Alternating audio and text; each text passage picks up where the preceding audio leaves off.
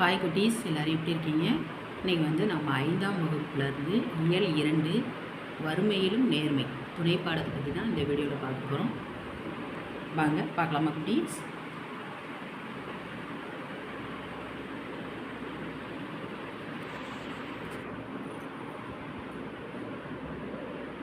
ஒரு ஊரில் வந்து தொடர்ந்து சில ஆண்டுகளாக மழை பெய்யவே இல்லை. மழை பெய்யலைன்னா என்ன ஆகும்? பசி, பட்டினி, வறட்சி இந்த மாதிரி ஏற்படும் இல்லையா? அந்த ஊரில் கடும் பஞ்சம் நிலவியது. அந்த ஊரில் வந்து கடும் பஞ்சம் நிலவிற்கு மக்கள் பசியால் வாடினர். நல்ல உள்ளம் படைத்த பணக்காரர் ஒருவரிடம் அந்த ஊர் மக்கள் சென்று தங்கள் குழந்தைகளுக்கு உதவி செய்யுமாறு வேண்டியுள்ளனர். அந்த ஊரில் வந்து ஒரு பெரிய பணக்காரர் இருந்திருக்காரு. அவர்கிட்ட போயிட்டு மக்கள் பூரா என்ன கேட்டிருக்காங்க? எங்கள் குழந்தைகள் வந்து பசி பட்டினியில் வாழ்கிறாங்க, உங்களால் முடிஞ்ச உதவியை எங்கள் குழந்தைகளுக்கு செய்யுங்க அப்படின்னு சொல்லியிருக்காங்க. அழகிய உள்ளம் கொண்ட அவர், அதாவது கருணை உள்ளம் கொண்ட அவர் வந்து அந்த ஊரில் குழந்தைகள் யாரும் பசியால் வாட வேண்டாம், ஆளுக்கு ஒரு கொழுக்கட்டை கிடைக்குமாறு செய்கிறேன் என்று கூறினார். இந்த ஊரில் இருக்கிற குழந்தைகள் யாரும் பசியால் வாடக்கூடாது, நான் வந்து ஆளுக்கு ஒரு கொழுக்கட்டை டெய்லி கொடுக்கறதுக்கு ஏற்பாடு செய்கிறேன் அப்படின்னு சொல்லியிருக்காரு ஊரில் உள்ள பெரிய பணக்காரர். என் வீட்டிற்கு வந்து கொழுக்கட்டையை எடுத்து செல்ல சொல்லுங்கள் என்றார். அது என்ன சொல்லியிருக்காரு?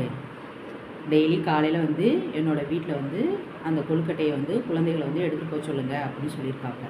உடனே அவர் சொல்லிவிட்டு மாளிகைக்கு திரும்பி அவரோட வீட்டுக்கு அவர் திரும்பியிருக்காரு. தன் வேலைக்காரர்களை அழைத்தார். தான் வீட்டில் வேலை செய்கிற வேலைக்காரவங்களை அழைச்சிருக்காரு. இந்த ஊரில் உள்ள குழந்தைகளின் எண்ணிக்கையை கணக்கெடுத்து கொள்ளுங்கள். ஆளுக்கு ஒரு கொழுக்கட்டை கிடைக்க வேண்டும். நாளையிலிருந்து கொழுக்கட்டைகளை கூடையில் சரியான எண்ணிக்கையில் வைத்து கொண்டு வீட்டிற்கு வெளியே இருக்க வேண்டும் என்றார். என்ன சொல்லியிருக்காரு? வேலைக்காரங்கள்ட்ட ஊரில் இருக்கிற குழந்தைகளோட எண்ணிக்கையை எடுத்துக்கங்க, கணக்கு எடுத்துட்டு டெய்லி, அதாவது ஒவ்வொரு குழந்தைக்கும் ஒவ்வொரு கொழுக்கட்டை கிடைக்கிற மாதிரி அந்த கூடையில் செஞ்சு வச்சுட்டு கொண்டு போய் வீட்டு வாசலில் வச்சுருங்க, குழந்தைங்க எடுத்துகிட்டு போயிடுவாங்க அப்படின்னு சொல்லியிருக்காரு. அதுபோலவே வேலைக்காரர்கள் செய்தனர். அங்கே காத்திருந்த சிறுவர் சிறுமியர் அவர்களை சூழ்ந்து கொண்டனர். வேலைக்காரர்கள் கூடையினை அவர்கள் முன் வைத்தனர். பணக்காரர் வீட்டு வாசலில் குழந்தைகள் பூரா கூடியிருக்காங்க. அந்த டயத்தில் வேலைக்காரர்கள் என்ன பண்ணியிருக்காங்க? தான் செஞ்சு வச்ச கொழுக்கட்டைகளை கொண்டு போயிட்டு வாசலில் வச்சுருக்காங்க. குழந்தைகள்லாம் டக்குன்னு சூழ்ந்து அந்த கொழுக்கட்டைகளை ஒவ்வொன்றாக எடுக்க ஆரம்பித்து விட்டார்கள்.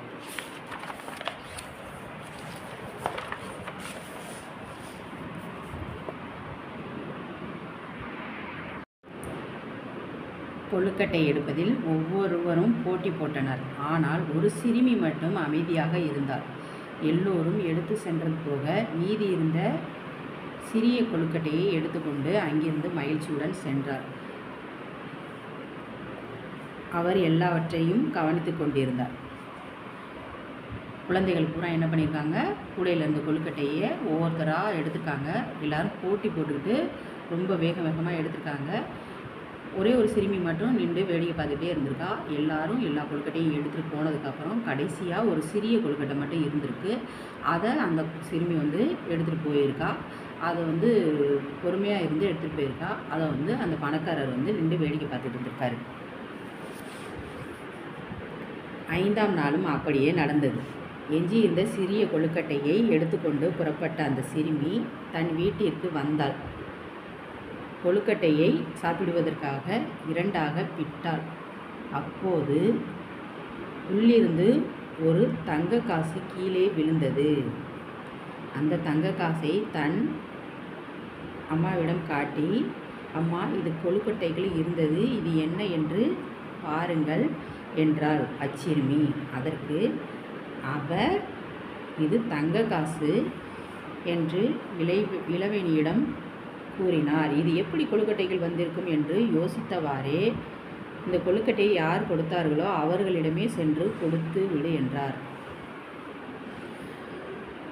என்ன நடந்திருக்கு? ஒவ்வொரு நாளும் இதே மாதிரியே நடந்திருக்கு.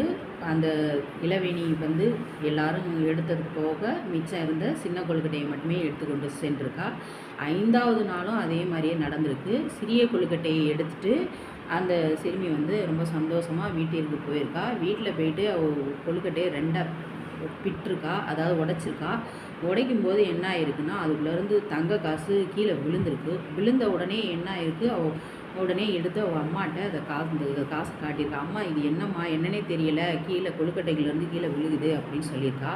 விழுகுது அப்படின்னு சொன்ன உடனே அவங்க அம்மா டக்குன்னு எடுத்து பார்த்துட்டு, இது தங்க காசு இளவேணி, இது எப்படி கொழுக்கட்டைகள் வந்திருக்கும் அப்படின்னு சொல்லிட்டு அவங்க அம்மா யோசிச்சுக்கிட்டே இருந்திருக்காங்க. யோசிச்சுட்டு அவங்க என்ன சொல்லியிருக்காங்க, இளவேணி இந்த கொழுக்கட்டையை உனக்கு யார் கொடுத்தாங்களோ அவங்கள்ட்ட கொண்டு போயிட்டு இந்த தங்க காசு கொடுத்துரு அப்படின்னு சொல்லியிருக்காங்க. உடனே அந்த சிறுமி என்ன பண்ணியிருக்கா, அந்த காசை எடுத்துக்கிட்டு பணக்காரர் வீட்டிற்கு செல்கிறாள். அந்த தங்க காசை எடுத்துக்கொண்டு பணக்காரர் வீட்டிற்கு வந்தால், ஐயா, நான் எடுத்து சென்ற கொழுக்கட்டைகள் இந்த தங்க காசு இருந்தது, பெற்றுக்கொள்ளுங்கள் என்றார். அந்த தங்க காசை எடுத்துக்கிட்டு இளவேணி என்ன பண்ணியிருக்கா, அந்த பணக்காரரோட வீட்டுக்கு வந்திருக்கா. வந்துட்டு, ஐயா, அந்த கொழுக்கட்டைகள் அந்த தங்க காசு இருந்துச்சு, இந்தாங்க, இதை நீங்களே வச்சுக்கோங்க அப்படின்னு சொல்லிட்டு கொடுக்குறா. உடனே அந்த பணக்காரர் என்ன சொல்கிறாரு, மகளே, உன் பெயர் என்ன என கேட்டார் பணக்காரர். தன் பெயர் கூறினாள் இளவேணி. இளவேணி என கூறினாள் அந்த சிறுமி. மகளே, உன் நேர்மைக்கும் பொறுமைக்கும் நல்ல பண்புக்கும் நான் அளித்த பரிசே இந்த தங்க காசு. மகிழ்ச்சியுடன் இதை எடுத்துக்கொண்டு வீட்டிற்கு செல் என்றார். அதாவது அந்த பணக்காரர்கிட்ட காசு கொடுத்த உடனே அவர் என்ன சொல்லியிருக்காருன்னா, மகளே, உன் பெயர் என்ன அப்படின்னு கேட்டிருக்காரு. உடனே அந்த பொண்ணு என்ன சொல்லியிருக்கு, என் பேர் இளவேணி அப்படின்னு சொல்லியிருக்கு.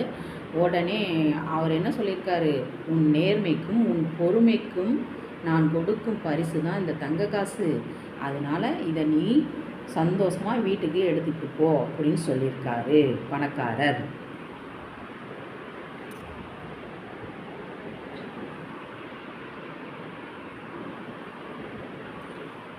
இந்த பாருங்கள், தங்க காசு அவன் அம்மாட்ட காட்டுறா. வீட்டுக்கு எடுத்துகிட்டு போங்கவும் சந்தோஷமாக அந்த தங்க காசை கொண்டுக்கிட்டு போகிறான். நன்றி ஐயா என கூறிவிட்டு துள்ளி குதித்தபடி ஓடி வந்தாள் அவள். நடந்ததை தன் தாயிடம் சொன்னாள். அதனை கேட்டு அந்த தாயும் மகிழ்ச்சி அடைந்தாள். அப்போ அந்த பணக்காரர் கூறிய அந்த விஷயத்தை வந்து, இந்த காசை வந்து நீ ஏன் எடுத்துக்கோ, நீ உன்னுடைய பொறுமைக்கும் நேர்மைக்குமான நான் கொடுத்த பரிசு அப்படின்னு சொல்லியிருக்காரம்மா அப்படின்னு சொல்லிட்டு இளவேணியில் வந்து அவங்க அம்மாட்ட வந்து சொல்லியிருக்கா. உடனே அவங்க அம்மா வந்து ரொம்ப சந்தோஷப்பட்டிருக்காங்க. சந்தோஷப்பட்டு மகிழ்ச்சி அடைஞ்சிருக்காங்க.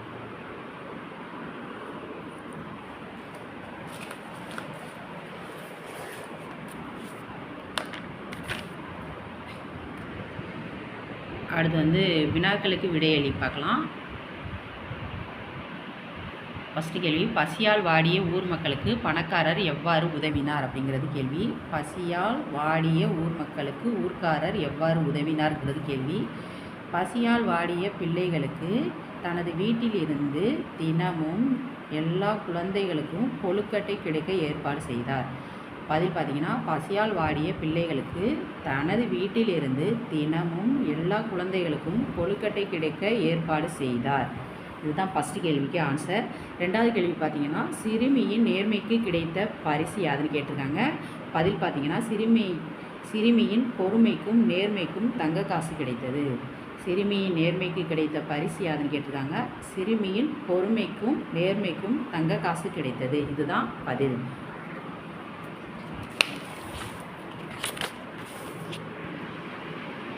இதோட வறுமையிலும் நேர்மைங்கிற பாடம், துணை பாடம் வந்து முடிஞ்சது. நாளைக்கு உங்களை வேறொரு வீடியோவில் நான் சந்திக்கிறேன். இந்த வீடியோ உங்களுக்கு பிடிச்சிருந்தா லைக் பண்ணுங்கள், ஷேர் பண்ணுங்கள், சப்ஸ்கிரைப் பண்ணுங்கள். பாய் குட்டீஸ்.